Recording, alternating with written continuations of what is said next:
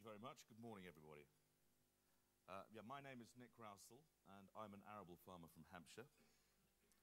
I'm going to talk to you today about grain supply chains, and I hope I can show you that it's an opportunity not to be missed. But before I do, I'd just like to add my thanks, first of all, to the Nuffield organisation for a truly exceptional year, and I know for certain that it's not over, it doesn't end here. And also to my sponsor, the South of England Agricultural Society, who have not only provided me with the money to wander around the world and investigate a subject I've enjoyed immensely, but also supported me right through the year. I'm going to start with a diagram of a supply chain. Quite simple. You'll notice the farm is up here on the left-hand side, and right over on the right-hand side is where it ends up. All the blue boxes and the red lines represent another process along the line. There's quite a distance between one and the other. I wanted to look at this as everything that happens outside the farm gate. I've spent the last 20 years and more, I won't say quite how many, learning to grow and putting my effort, resources, let alone money and sweat into growing these crops. And when it came to gaining a profit from this, I was pretty much loading it on the lorry, waving it down the farm drive, and crossing my fingers. It was time that I would take control and go out and try to find what was wrong out there, and the Nuffield has given me that opportunity. Just remember this graph, because we're going to come back to it a bit later. My travels. I travelled through most of these countries this time last year. I wanted to go to these places because these are places that focus on export. They all produce substantially more than they can use domestically, so they must culture and maintain customers abroad year on year, and they must make sure that they can service them as well. As a little global perspective, I put on the right-hand side the total tonnage that these countries produce. You'll notice all of them are sometimes up to 4 times what we produce in this rather paltry harvest in this country. And then some of them, even states, produce more than us. So this was the big stuff. From my findings, I came down to the big 3 areas that I wanted to look at. And I'm going to look at each one of these in a little bit more detail. But they are logistics, pricing, and relationships. Now, they're all interconnected, and they all need to work, but they must be taken individually as well. And these are getting to market, being competitive, and building stability. We're going to look at the first one now, logistics. I'm a sucker for a picture of a shiny railway car, but and logistics is quite a long word for me with 3 syllables. So actually I was beginning to overthink this. I ended up asking myself these questions. It was really pretty basic, the logistics. I'm not going to go through them all because they are quite straightforward, and I could talk about all of them for the rest of the time I have. But there are a couple of themes that have come up time and again, yesterday and today, and they are that you must keep asking these questions. Things change. They won't do what you expect. You've got to keep asking them. And knowledge is key. Sampling and storage is written down here in 2 words. I could speak for the next hour. You'd all be asleep, but it's crucial. But unfortunately, I don't have enough time. The second of these is pricing, and I think this is the one where I can see the biggest opportunity for us to unblock the areas where I feel we have problems in the UK. Price discovery is the area I want to look at most.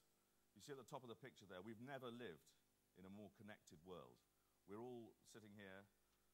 We've heard about the use of Twitter and Facebook, but we can collect our prices from our tractor seat, our combine seat, or even sitting by the swimming pool if we so desire.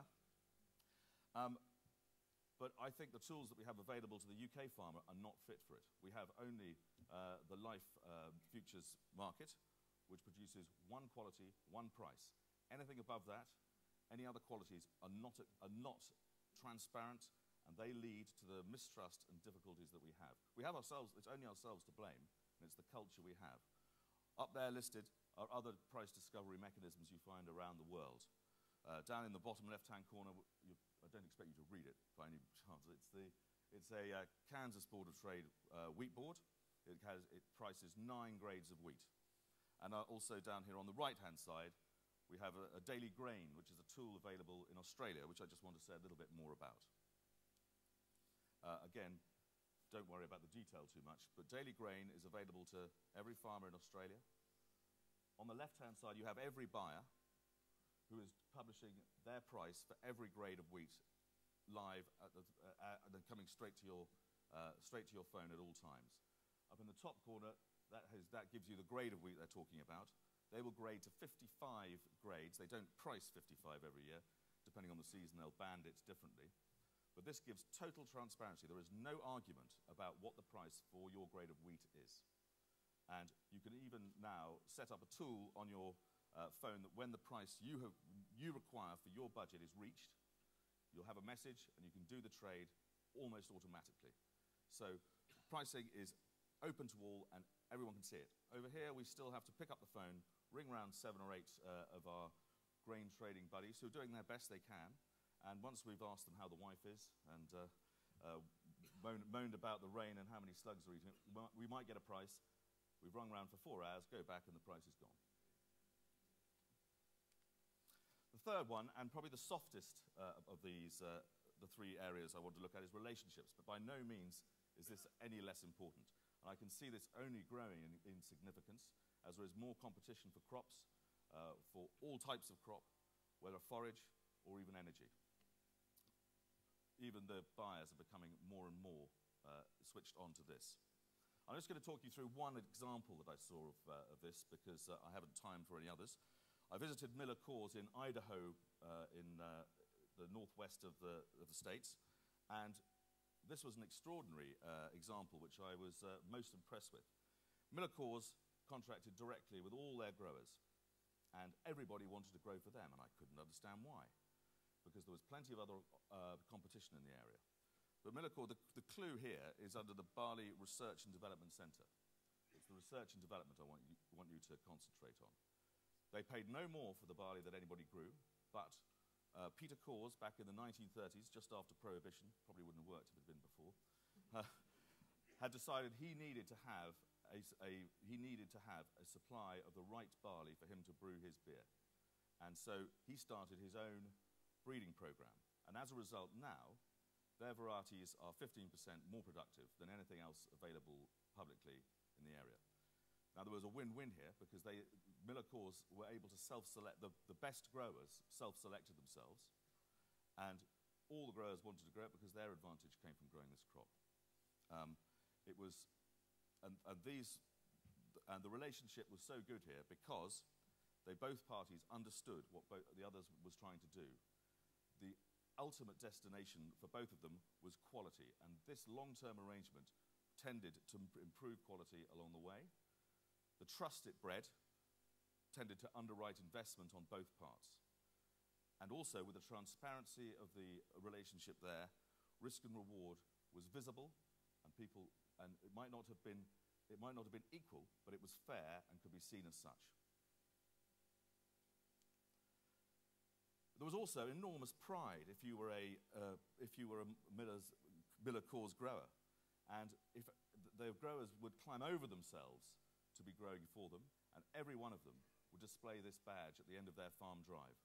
And there was almost nothing I could say that was wrong with this arrangement. Everyone was extremely happy. There is one drawback, of course, and that is whatever way you look at it, the beer is not a patch on ours. So I'm going to go back to that original diagram of the supply chain, and the only addition I put on here is the red line, the red arrow at the bottom. And it comes back to themes we've heard yesterday and today of communication and collaboration. And where I saw those in action, it was the best practice I saw anywhere else. So the 3 key points I want you to go back to are logistics, pricing, and relationships. Now, I believe that the pricing one is the oil that will lubricate the rest of that to pull out the inefficiencies that lie there now. If we can separate the pricing from marketing. So we're not selling, but if the pricing is transparent, then that can remove a lot of the difficulty.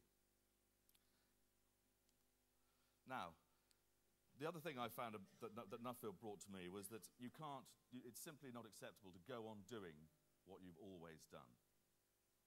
And you'd say, well, it did us right. I'm sure it probably did this Victorian farmer's harvest very well, and he was very happy with it. But it wouldn't be acceptable now to deliver on the promises that we give to our partners that we have in the chains if we stayed in the same old place and didn't move on. Of course, we would be looking for the new and using technology and all the tools available to us to improve our quality.